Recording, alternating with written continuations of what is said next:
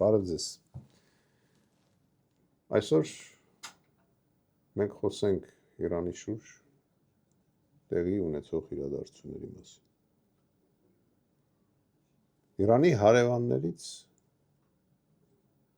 մենք միակ երկիրն ենք այս պահին, որը չի ցավակցել Իրանի ժողովրդին։ Իրանում երեխաների զոհերի կապակցությամբ,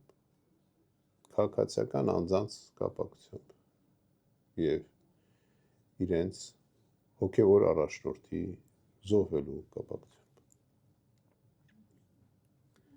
Գիտեք,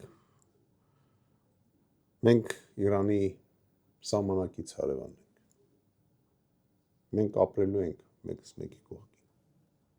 Մենք իրավունք չունենք չցավակցենք Իրանի ժողովրդին։ Մեր երկրի ղեկավարը չի հասկանում, որ Ամերիկան հեռու է, իսկ Իրանը մեր սահմանակից երկիրն է։ Չունի դուխ, որ ցավակցի, վախում է ամերիկացիներից։ Ես առաջարկում եմ ցավակցել Իրանի ժողովրդին այդ դժբախտությունների համար, քանի որ նույնիսկ եթե հարևանները խռով են լինում,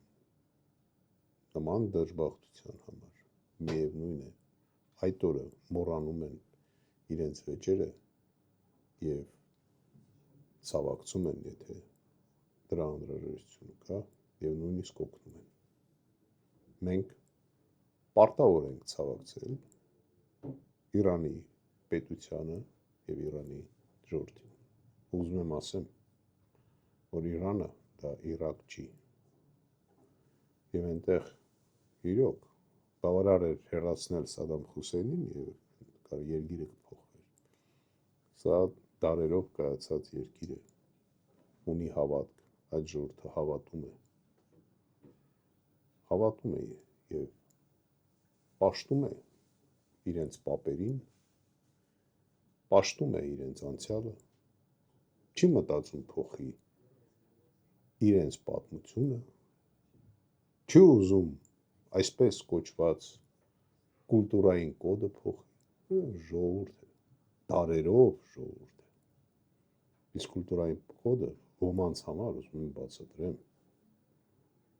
մարդը չի կարող փոխել։